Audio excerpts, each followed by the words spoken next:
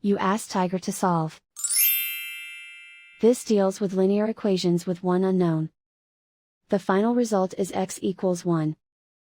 Let's solve it step by step. Simplify the expression. Expand the parentheses. Simplify the arithmetic. Swap sides.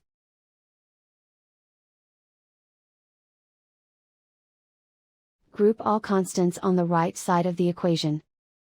Subtract 25 from both sides. Simplify the arithmetic.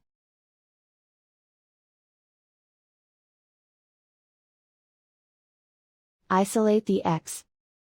Divide both sides by 5. Simplify the fraction.